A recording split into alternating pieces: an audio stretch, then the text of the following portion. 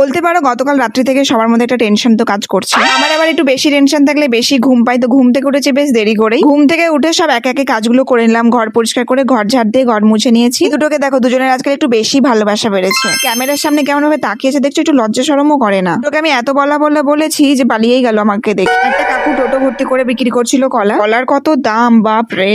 আজ সারাদিনটা আমার কেমন কেটেছে জানো, ঠিক তোমাদের বাড়ির মতনই আমার এই অবস্থা ছিল। আজকে সেই সকালে টিভিটা খোলা হয়েছে, নিউজ চ্যানেল ওপেন করা হয়েছে, সারাদিন আজকে তো নিউজ চ্যানেলই চলেছে। আমি সেই পাবলিক যার কোনোদিনও ভোট রাজনীতি এগুলো নিয়ে খুব একটা মাথা ব্যথা থাকে না, বাট আজকের ভোটের গণনাটা একটু আলাদা রকমই। যেটা টেনশন মনে আমাদের উচ্চ মাধ্যমিক মাধ্যমিকের রেজাল্ট নিয়েও করিনি, যতটা আজকের ভোটের রেজাল্ট নিয়ে আমাদের হচ্ছে। আমাদের বাড়িতে খুব একটা নিউজ চ্যানেল খোলা হয় না, আজকে বুঝতে পারলাম যে অনেক নিউজ চ্যানেল রয়েছে। আজকে সারাদিনটা তো আমার এরকমই গেছে, খুব একটা কাজকর্ম করাও হয়ে ওঠে। ব্রেকফাস্ট করে নিলাম, রুটি তরকারি ডিম সেদ্ধ। ভেবেছিলাম আজকে অনেক জামা কাপড় কাচবো, বাট সেটা আর হয়ে ওঠেনি। আজকে তো অল্প কটাই কেজেছি, বাদ বাকি পরের দিন হবে। কাজকর্ম সেরে স্নান করে দুপুরে লাঞ্চ করে নিয়েছি। দুপুরে খাওয়া দাওয়ার পর ঠিক আমরা বুঝতে পেরে গেছি যে কোন দল জিতছে। আবার অনেক দিনের অপেক্ষার অবসান ঘটেছে। ইচ্ছে ছিল একটু বাইরে বেরিয়ে দেখবো যে চারিদিকের পরিবেশটা অ্যাকচুয়ালি কেমন আছে। সোশ্যাল মিডিয়ায় তো দেখছিলাম সবাই আবির খেলছে, বাইরে আনন্দ করছে, বাট একাকার বেরোতে ভালো লাগেনি। সারা দুপুরটাও খবর দেখেই কাটিয়েছি।